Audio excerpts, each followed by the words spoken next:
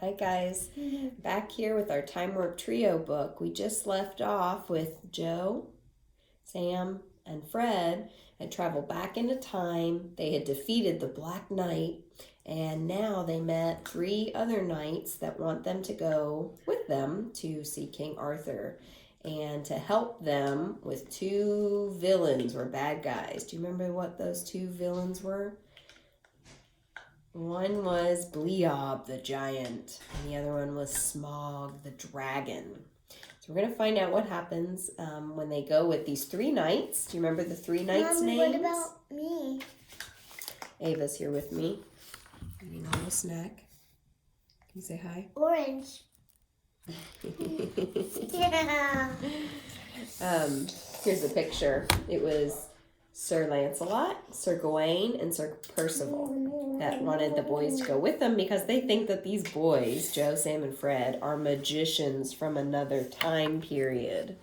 And they don't realize that they just accidentally time traveled. They're not really magicians. But they think they're going to help them with defeating the giant and the dragon. So here we go with chapter 5. Fred, Sam, and I stood in the middle of the great hall of Camelot. Torches sputtered on stone walls that disappeared high in the darkness above. Knights and ladies, dressed in robes and cloaks of all colors, surrounded us. Dogs and little kids ran in and out of the crowd. "Welcome, enchanters," said a tall, serious-looking fellow. Mama. It had to be King Arthur. Who else would be wearing a crown and sitting on the throne in the middle of Camelot? "Sir Lancelot tells me thou hast rid us of that scourge, the Black Knight. How can we show our thanks?" "Oh, thankest you, ye, your honor, your sire, your majesty." I tried to use my best time old English. "That was mostly Sir Fred's work." Fred raised his stick and took a bow. The crowd oohed and awed. "Maybe you could help us out, King, sire," I said. "See, we're in the middle of a birthday party at my house, and we'd like to get back before the ice cream melts. Do you know the way to New York?" King Arthur slid his crown back and scratched his head. "York! Yes, York, yes. But New York? New York?" "Yeah, that's it," said Sam. The name ringeth no chimes. Merlin, knowest thou this place, New York?" Now, and they speak differently, but when King Arthur says, "The name ringeth no chimes." Why is there a big F inside there? It's for the letter 5, and it's to start the first word. Sometimes on chapters they do that. But the way he said, "That name ringeth no chimes," have you ever heard the saying, "That rings a bell," or "That doesn't ring a bell"? And when you're saying like "that rings a bell," it means like that means you remember something. Well, he's saying the same saying, "That rings a bell," or "That doesn't ring a bell," but he's just saying it in medieval times. So he says, "That name ringeth no chimes." Instead of "That name doesn't ring a bell," he says, "That name ringeth no chimes." Merlin, do you know what it is? Have you ever heard of New York? Now, New York hasn't been discovered yet, so it's not even existed yet. But the name York is actually an English name, and so he's heard of York, but not New York. Now we're about to meet Merlin, his magician or wizard. An old guy in a long blue-black robe and tall cone hat shuffled forward. He looked us over with flashing green eyes that gave me the willies. "I know not New York, but methinks these 3 be poor enchanters who cannot find their own way home." The surrounding crowd murmured. "Nasty old coot. whispered Fred. "Who asked him to butt in? Maybe I should just give him a whack with my stick before he gives us any more trouble."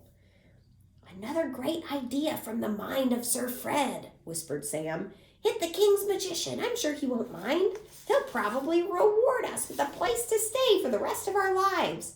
Like the dungeon, maybe." I could see we were losing the crowd. I had to do something fast. "Oh, we're enchanters, all right," I said. "I am Sir Joe the Magnificent." The crowd awed. We had them back. Would you show us some small spell of enchantment for our amusement, Sir Joe the Magnificent?" asked Merlin, and then he stood there, giving us one of those looks that teachers could give when they asked you a question that they knew you would never answer in a million years. "Yes, please show us a spell," said the lady sitting next to King Arthur. "Queen Guinevere." How could I turn down the queen?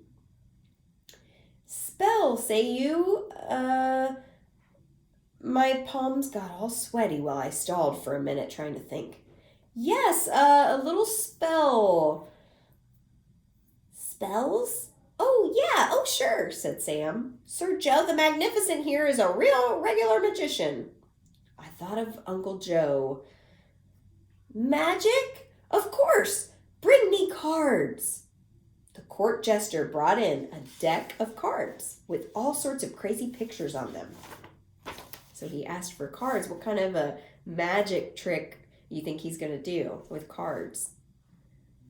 That's right, like a card trick or something, right? Have you ever done a card trick before? If you do it just right, it can look a lot like magic. No. You haven't? It can look like magic if you do it right. These strange cards had no suits or numbers, and they just had a lot of strange pictures.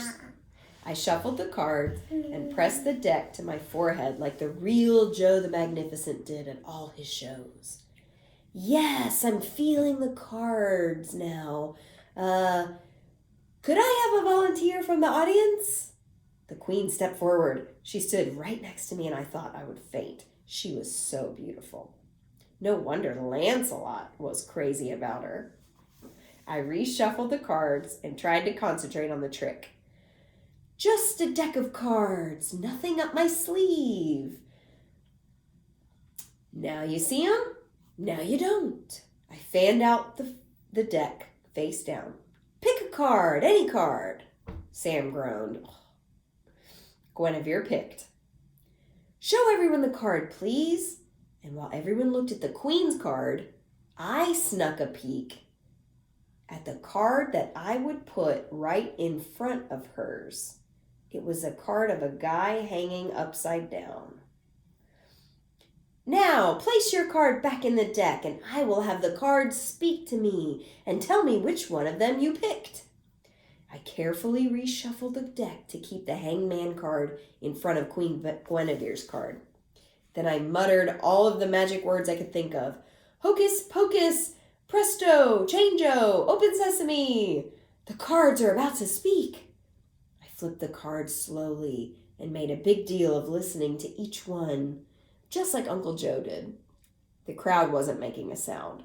I flipped the hangman card. I flipped the next card. I listened to it for a second, and then I held it up. Your card, my lady. The magician card. 'Tis truth, said Guinevere. The crowd cheered. Guinevere kissed me. I turned to Jelly. Faith, sir, a fair little trick, croaked that killjoy Merlin. But can thou do a true enchantment, a spell to change man to frog, or to vanish in thin air? A challenge hung there like a bad smell in a phone booth. The crowd went silent, waiting for her answer. Suddenly, a messenger burst through the doors. Why is there a big? At the far end of the great hall. Why is there a big N? Same thing.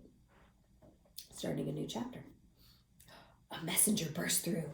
Your Majesty! Your Majesty, Bleop the giant stands at the far castle door. He demands 3 fair damsels to eat instantly. King Arthur looked worried. The fair damsels in the crowd looked worse than that. Another messenger dashed into the hallway, nearly running over the first guy. Smaug the dragon has been seen flying from the west. He'll be at the castle walls in minutes. Aha, said Merlin with that evil teacher voice and a smile. Here is the perfect test for our enchanters. Go ahead and hit him with your stick, Fred, said Sam. At least we'll be safe from the giants and the dragons down in the dungeon. Excuse me. No, we can't do that, I said. What do you suggest we do, Mr. Magnificent? Said Sam. I looked at Merlin, then at Queen Guinevere. I think we should go find out if dragons and giants are for real. And it stops there. Next chapter is chapter 6. So, what are the boys about to try? That's right, they're going to try to see what dragons and giants, if they're for real or not. Now, prediction, do you think that the boys are actually going to see the giant and the dragon? Okay, and if you think they are they going to have to battle them or defeat them? What's your guess? And I'll leave you. Them. You think so? I'll leave you with that thought. Ava says she thinks they're going to defeat them. Orange. All right, I'll leave it there.